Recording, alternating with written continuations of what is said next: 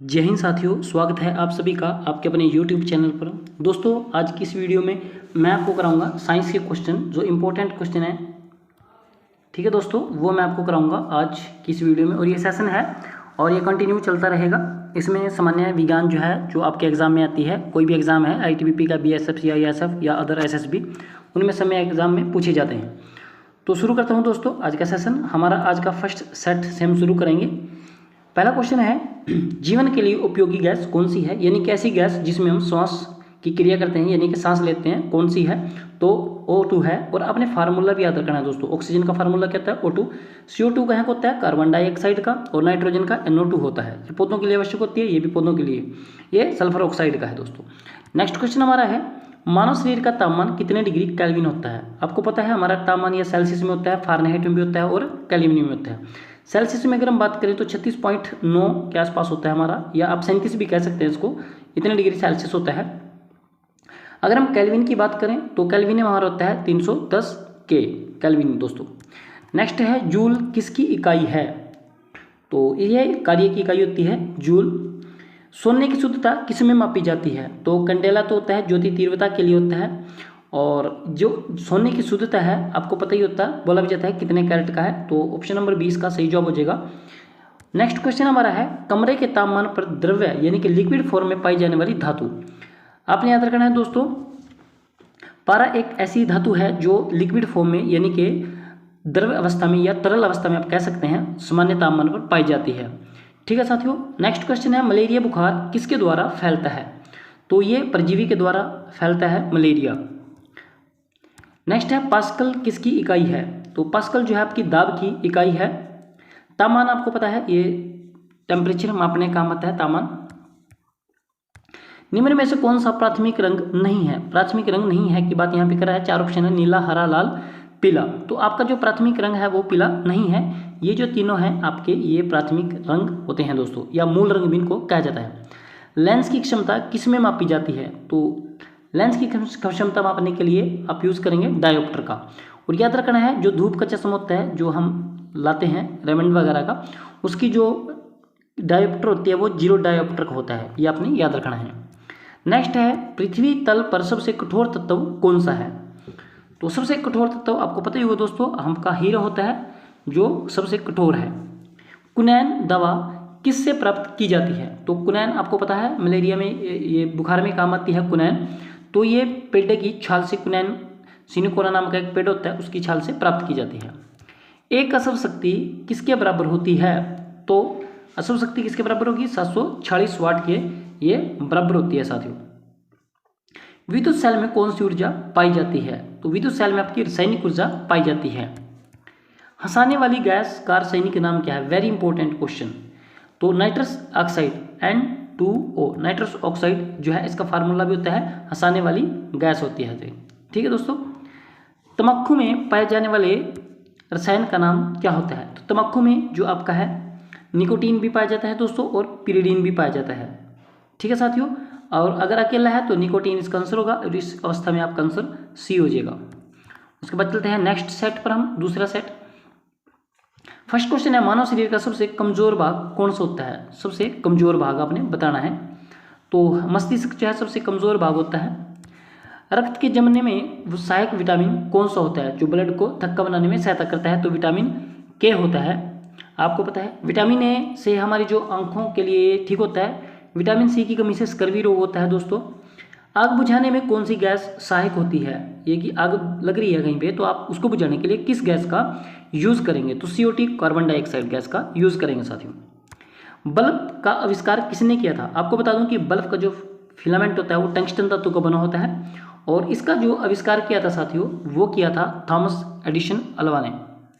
ध्वनि का सर्वाधिक वेग कहाँ पर होता है? तो ध्वनि आपको पता है निर्वात में तो ये ट्रैवल नहीं कर सकती। जैसे हम चंद्रमा पे जाएंगे, अगर वहाँ पे विस्फोट होगा तो वहाँ ध्वनि नहीं सुनाई देगी। और जो इसका वेग है सबसे ज़्यादा वो कठोर में होता है। वयस्क मनुष्य के जबड़े में दांतों की संख्या कितनी होती है? तो ये तो इंपॉर्टेंट है ही है, और पता भी है 32 होते हैं, 16 ऊपर 16 नीचे। विद्युत मोटर में चुंबकीय क्षेत्र किस धातु की कुंडली से बना होता है? तो ये तांबे का यूज होता है। विद्युत मोटरें जो आप घर में यूज करते हैं उनमें तांबा होता है। अस्थमा बीमारी शरीर के किस अंग को प्रभावित करती है? तो अस्थमा आपको पता ही है फेफड़े से रिलेटेड है, सांस लेने में दिक्कत होती है जिस व्यक्ति को अस्थमा की बीमारी होती है। जल किस गैसों का संयोजन होता है, यानी कि जल किस गैसों से मिलकर बना होता है? तो आपको पता है जल का रासायनिक सूत्र होता है H2O, यानी कि हाइड्रोजन और ऑक्सीजन का मिश्रण होता है जल। उसके बाद है मानव रक्त में हीमोग्लोबिन किस यंत्र से मापा जाता है? तो इसको हीमोसाइटोमीटर से मापा जाता है दोस्तों। थर्मामीटर से आप तापमान माप सकते हैं। चाय में स्फूर्तिदायक रसायन का नाम क्या होता है? जैसे ही आप चाय की चुस्की लेंगे या आप कॉफ़ी पीते हैं तो उसके बाद आपको एक एनर्जी मिलती है हल्की फुल्की, तो वो किसके कारण होती है दोस्तों? तो थीन होती है उसमें, चाय में। जल का क्वथनांक बिंदु कितने डिग्री होता है दोस्तों? तो ये होता है 100 डिग्री सेल्सियस, यानी कि इस पे वो उबलना आरंभ कर देता है दोस्तों। ये 0 डिग्री पे ये जल जम जाता है और 4 डिग्री पे इसका घनत्व सबसे ज़्यादा होता है। घनत्व अगर बात करें तो 4 डिग्री पे होता है, 0 पे ये जमता है और 100 डिग्री पे ये उबलना शुरू करता है। डेसिबल या इसको डीबी भी लिख सकते हैं, किसकी इकाई मानी जाती है? तो डेसिबल के द्वारा हम दोस्तों ध्वनि तीव्रता को मापते हैं। पहाड़ों पर जाने पर वायुदाब में क्या परिवर्तन होता है? तो घटता है जैसे जैसे आप हाइट पे जाएंगे, जैसे आप सियाचिन ग्लेशियर में जाएंगे तो वहाँ सांस लेने में प्रॉब्लम क्रिएट होती है दोस्तों। मानव नेत्र आंख में कौन सा लेंस पाया जाता है? तो उत्तल लेंस मानव नेत्र में पाया जाता है साथियों। उसके बाद नेक्स्ट सेट है आज का हमारा लास्ट सेट। तारों के बड़े समूह को क्या कहा जाता है? तो तारों के बड़े समूह को आकाशगंगा कहते हैं। और हमारी जो आकाशगंगा है वो कौन सी है? मिल्की वे। इस आकाशगंगा में हम दोस्तों रहते हैं मिल्की वे में। वायुमंडल में सबसे ऊपरी परत को क्या कहा जाता है? तो समताप, यहाँ पे तापमंडल या बाह्य मंडल भी इसको बोलते हैं। सबसे नीचे है जहाँ पे हम हैं तो क्षोमंडल है। समताप मंडल में क्या होता है दोस्तों? जहाज हैं जो आपके वो समताप मंडल में चलते हैं। ध्रुवीय तारा किस दिशा में स्थित है, यानी किस दिशा में होता है? तो ये आपका उत्तर दिशा में होगा हमेशा ही। निम्न में से कौन सी एक धातु नहीं है? तो आपकी 4 ऑप्शन भी है दोस्तों। तो फोर्थ का आंसर हो जाएगा सल्फर। सल्फर एक धातु नहीं है। मानव शरीर में पाया जाने वाला खनिज कौन सा होता है? तो कैल्शियम होता है दोस्तों। मानव शरीर में कैल्शियम की कमी से आपके हड्डियों की प्रॉब्लम हो जाती है। गेंगा बीमारी शरीर के किस अंग को प्रभावित करती है? तो ये तो बिल्कुल सिंपल क्वेश्चन है, आपको पता भी होगा इसका। गला से रिलेटेड है, गलगन रोग और आयोडीन की कमी से होता है। मानव रक्त का लाल रंग किसके कारण होता है? तो ये होता है आरबीसी, रेड ब्लड सेल्स। और इनका जो जीवन काल होता है वो 120 से 140 दिन होता है दोस्तों। व्हाइट ब्लड सेल्स जो होते हैं वो आपके 2 से 4 दिन के लिए होते हैं दोस्तों। मानव शरीर में कितने गुणसूत्र पाए जाते हैं? इनको क्रोमोसोम भी बोलते हैं दोस्तों, याद रखना है क्रोमोसोम। तो 46 गुणसूत्र पाए जाते हैं दोस्तों। अगर जोड़ों की बात करें तो 23 जोड़े पाए जाते हैं, ये बात भी अपने याद रखनी है। पौधे का जनन अंग कौन सा होता है? तो पौधे का जनन अंग फूल होता है। फूल से ही आगे पौधा जनन करता है, यानी कि नेक्स्ट पौधा बनेगा। फूल में फल लगेगा, उसके बाद यज्ञ की प्रक्रिया होगी। अल्कोहल का अत्यधिक उपयोग करने से कौन सा अंग प्रभावित होता है? कि अगर आप ज़्यादा ड्रिंक करते हैं तो कौन सा अंग आपका प्रभावित होगा? तो लीवर डैमेज हो जाएगा।